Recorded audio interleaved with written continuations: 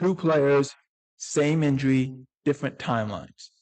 Both these players had the same injury on the same day, 2 different surgery days. Patrick Mahomes had his surgery December 15th by Dr. Dan Cooper. Micah Parsons had his surgery December 29th by Dr. Neil Alatrosh. Both are highly respected sports doctors and handle these knee surgeries. They've done thousands of them. They're really good at what they do. So why is it that Micah Parsons has a 6+ week difference timeline? Jacob Hebert here for NFL. We're going to break this down for you. The Patrick Mahomes injury that he sustained and the Micah Parsons injury are the same thing. Just that Patrick Mahomes had his surgery 2 weeks prior to Micah Parsons. There's no better doctor. There's 3 doctors that sports athletes go with. Dr. Anderson, you have Dr. Cooper, and you have Dr. Alatrosh. Those are the 3 main staples. Mostly Cooper and Alatrosh because that's more common. But they all do it. So why is the Micah Parsons timeline later? Because Micah Parsons went on his podcast actually and said he's trying to push for coming back week 6. He already was told that he was going on the physically unable to perform list, otherwise known as the PUP list. It's not the exact same as the injured reserve list. It's more like the off-season injured reserve list, which allows you to still only miss 4 games. You still get a ramp-up period of 3 weeks. But instead of going on the injured reserve list now, which would end his season, going on the physically unable to perform list doesn't. And that allows him to have the ability to rehab. Mahomes is not going on that list, at least right now. So why is the timeline different? Let's start out with the mindset of people are saying, well, Patrick's further along. Yeah, 2 weeks further along. That's not really anything in this kind of world. This is a 9-month injury that everyone has sustained. Why is it? It's not that Dr. Cooper's better. He's not. But then why is it? What's the reasoning? Let's start out with Micah Parsons. The injury he sustained was only hours after the Patrick Mahomes injury. Does the injury affect him more at the position he plays? Yes, because that guy has to have, that defensive end / linebacker edge player has to be able to fly 10 yards as fast as he can, which with Micah's unbelievable speed, he can do. But it's not just speed. You got to be able to bend. You got to be able to turn. That puts a lot of pressure on your knees, your ankles, and your feet. So this is why this affects Micah. That's the reason why the Micah Parsons timeline makes sense. Because by the time he comes back, it's October. It's about 10 months, almost 11 months post-surgery. And you said, okay, that works. That makes sense. And that does enough. The Patrick Mahomes one is you're basically saying he'll be there week 1. It's not that common. I've seen it one time in my life. We brought this up. I said we saw it one time in my life. It was Adrian Peterson. And he wasn't 100%. But he still played. He played very well. But the thing is, I know everyone heals up differently. I'm well aware of that. I think people are trying to say, this is Patrick Mahomes, therefore he'll heal quickly. And I remember doing the Chiefs video, and a person commented, it was a Chiefs fan, who said you're against legacy. You're destroying legacies. You don't like the game. It's not about that. I'm worried about the player. The team I'm worried about, but the player I'm worried about when you get an injury like this. To say he's going to be there just before 9 months to the exact day, it's going to be very hard. It's going to be very hard. Now, I know you said he's already doing 7-on-7 drills in the case of Patrick Mahomes. Okay, great. Great, that's awesome. 7-on-7 drills are like, you're doing it against air. There's no pass rush. You can't really hit the receivers. You can't hit the quarterback. Okay, wait till he does 11-on-11 drills and then wait till he does contact-related drills. Because you can't do that. And the quarterback can't get hit until probably the first week of the season. So there's a concern if I'm Patrick Mahomes fans. I'm like, when is he going to look healthy? Or when am I going to get this nerves away from me? When he takes his first hit and he gets it. That's going to be like, okay, nerves are settled. That's what you're worried about. But it affects Patrick differently too. And this is not just Patrick Mahomes, this is every quarterback. You throw the ball with your legs, not just your shoulder, not just your arm. You throw the ball with your legs. That's where you get all your power. So that's the reason you see these guys when they have leg issues that they don't have the ball flying out of their hands the way they were before. Because they can't. They can't. I'll give you an example.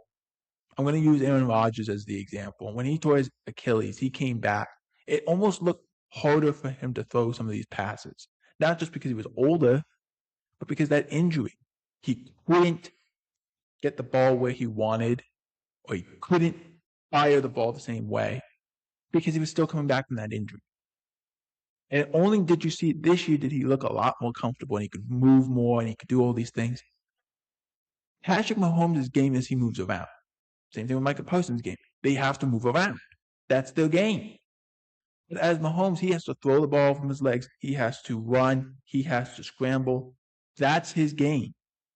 So let's see how healthy he can be. I think more of a realistic timeline for Patrick Mahomes is in the season. I'm not saying he's going to be on the injured reserve list. I think he actually gets carried through. Because understand this. You're on the roster when you're on one of these lists, but you don't count against the roster. So you're not technically there. I think he will be carried through and be on the roster, but I don't think he plays right away. Let me use this as an expectation. When everyone says he's week 6, or let's say Micah, because he said he wants to go for week 6. And then there's been sources like his brother and Jason Lockenfor who are not great sources, but they said it's probably close to week 7 or week 8. Okay, that makes sense. I would say in the case of Patrick, it's probably week 4 is a realistic timeline. Because he's 2 weeks ahead of Micah, which makes sense. I don't think they'll put him on injured reserve. And I think he's earned enough grace to where he won't be put on. That he might be able to get a little, they'll be like, okay, sure. But here's the reason. Here's the difference, I think, between the Micah situation and the Patrick Mahomes situation. When Micah comes back, if he doesn't play for 6 weeks, that Packers team is probably 3-3 in that time. They're 500, maybe a little bit below, maybe a little bit above, but they're right there. Without Patrick Mahomes, that team, if he only misses 3 games, might be 1-2 or win 3.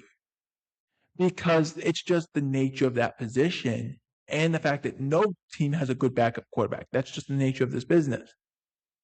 I've never seen a great backup quarterback that everyone knows he's a great guy. He can do this. No, you hope, and sometimes it pans out, but a lot of times it doesn't. So you're looking at, okay, that could be another reason. But if I'm Patrick Mahomes, if I get out there, my biggest fear is how good is this offensive line going to be? Because if you're the Chiefs, that's another concern. The team's not as good as it used to be. It's good. I'm worried about the offensive line. I'm worried about the tackles folding in. I'm worried about the pressure coming up the middle. I don't want to deal with that if I'm not 100%. So maybe the Chiefs hold them back a little bit. Not a whole lot, but hold them back just enough to say, hey, yeah, we know you were going to be ready week 2. Let's hold off for like a week or 2 and just get you 100%. Even though it might go against the team, we're doing it for you also. And sometimes you have to navigate that lazy Susan that is the NFL and is an NFL team. Does Patrick Mahomes come back earlier than Micah? I think so. I'm not doubting it. But you want to get these players as healthy as possible. Micah, it seems more realistic of a timeline. Patrick, it seems more like a hopeful time. I wonder if that's more like, I know you're saying 7-on-7 drills. I get it.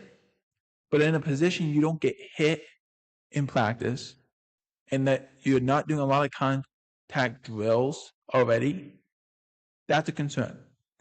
The last concern is this, and people will agree with me.